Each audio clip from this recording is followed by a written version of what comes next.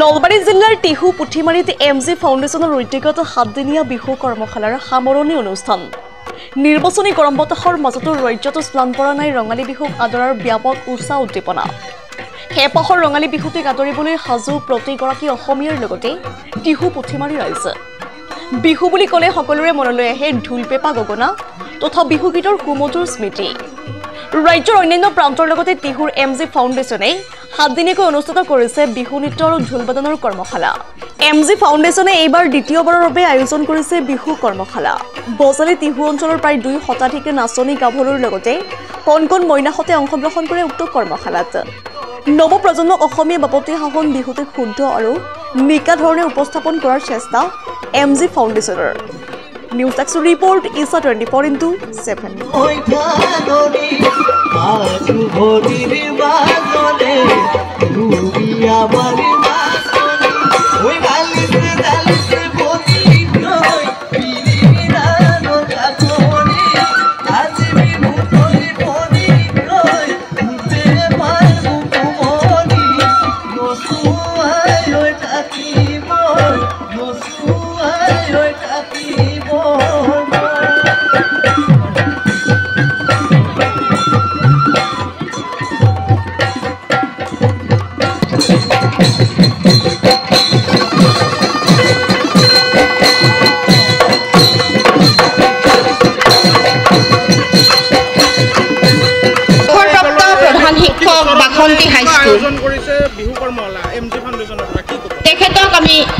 এয়া আচলতে প্ৰথমতে মই MG ফাউণ্ডেশ্যনৰ তৰফৰ পৰা সমূহ অসমবাসী ৰাইজলৈ নমস্কাৰ তথা ৰঙালী বিহুৰ ওলগ জনাইছোঁ।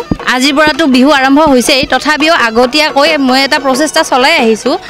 মই চেষ্টা কৰিছোঁ যোৱাবাৰৰ পৰা এই কৰ্মশালাৰ যোগেদি কণ কণ ল'ৰা ছোৱালীসকলক যাতে অসমৰ আমাৰ জাতীয় উৎসৱৰ বিষয়ে অকণমান জ্ঞান দিওঁ।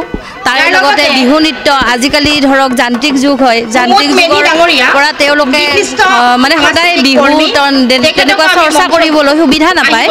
গতিকে চেষ্টা চলাইছোঁ আৰু যাতে বন্ধৰ দিনত হ'লেও তেহেঁতক অলপ হ'লেও জ্ঞান দিব পাৰোঁ। অৱসৰপ্ৰাপ্ত শিক্ষক গৰমা হাইস্কুল কমলেশ্বৰ হয়, বহু সামাজিক অনুষ্ঠানৰ লগতে জড়িত। আমাৰ ধৰক ওচৰৰ পাজৰৰ যিমানখিনি পাৰোঁ আমি দিবলৈ চেষ্টা কৰোঁ।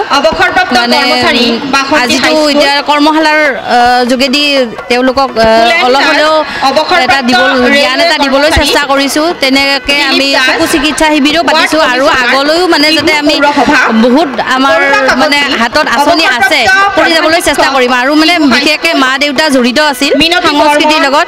মা দেউতাৰ তাৰমানে নামতে এই ফাউণ্ডেশ্যনটো টিহু হাইস্কুল। গতিকে আৰু চেষ্টা কৰিম আৰু পিছলৈ। অৱসৰপ্ৰাপ্ত শিক্ষক দিলীপ শৰ্মা অৱসৰপ্ৰাপ্ত শিক্ষক আচলতে হয় আমাৰ মানে কৰ্মশালা 7দিনীয়াই আছিল। 7দিনীয়াৰ ভিতৰত আমি বতৰৰ বিজুতিৰ কাৰণে 2 দিন আমি কৰিব নোৱাৰিলোঁ, তথাপিও 5 দিন কৰিছোঁ। আৰু আজি সামৰণি হিচাপত তেওঁলোকক এখন এখনকৈ প্ৰমাণ পত্ৰ দিছোঁ আৰু লগতে সৰু সুৰাকৈ সাংস্কৃতিক গোষ্ঠীক মাতিছোঁ যাতে তেওঁলোকে আমি মঞ্চত বিচাৰিছোঁ। আৰু MG ফাউণ্ডেশ্যনৰ সমূহ কৰ্মকৰ্তা মনলৈ আহিছে মানে মোৰ ল'ৰা ছোৱালী কেইজনীকো মানে লৈ যাব লগা আছিলে আগতে, কিন্তু মই ভাবিলোঁ অকল মোৰ কেইজনে পালেই নহ'ব, মোৰ গাঁৱৰ গোটেই সৰু সৰু ল'ৰা ছোৱালীখিনি পাব লাগিব। আৰু সকলোৱে ধৰক আৰ্থিকভাৱেও ইমান স্বাৱলম্বী নহয় যে বহু টকা পইচা খৰচ কৰি দিব পাৰিব।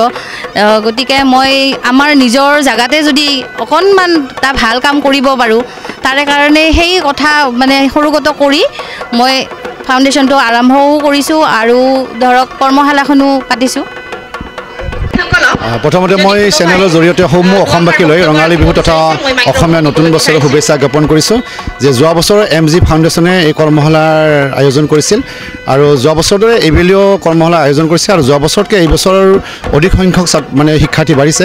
আৰু MG ফাউণ্ডেশ্যনক মই এইবাৰ কাৰণে ধন্যবাদ দিছোঁ যে তেওঁলোকে আমাৰ যিটো অসমীয়া সংস্কৃতি এই অসমীয়া সংস্কৃতি জীয়াই ৰখাৰ কাৰণে তেওঁলোকে একক প্ৰচেষ্টা যিটো ৰাখিছে তাৰ কাৰণে মই তেওঁলোকক বহুত বহুত ধন্যবাদ দিছোঁ। আৰু যিহেতু ইয়াতে এটা যোৱা বছৰ যিটো পৰিৱেশ তাতকৈ এইবাৰ পৰিৱেশটো অলপ বেছি উন্নত হোৱা বুলি এটা মোৰ অনুমান এটা হৈছে।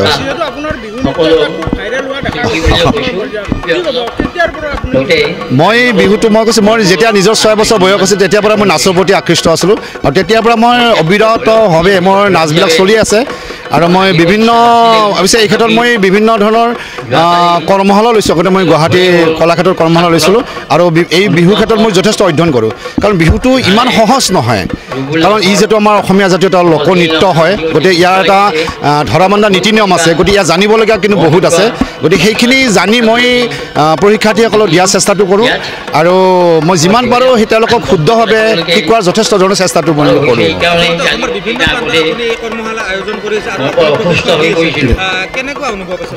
মোৰ ভাল লাগিছে মানে প্ৰথম মোৰ আজি এই কৰ্মশালা হিচাপে মই এইবাৰ 5 নম্বৰ গতিকে প্ৰথম বছৰ যিটো আছিল লাহে লাহে আমাৰ অসমীয়া বিহুটোৰ প্ৰতি মানুহৰ বা অভিভাৱক অভিভাৱিকা বা আমাৰ শিক্ষাৰ্থীসকলৰ ইয়াৰ প্ৰতি এটা ধাৰণা কিন্তু বাঢ়ি গৈছে আৰু এইদৰে যদি গৈ থাকে তেতিয়াহ'লে নিশ্চয় আমাৰ অসমীয়া যিটো বাপতিসাহোন বিহু নিশ্চয় আমাৰ সুৰক্ষিত হৈ থাকিব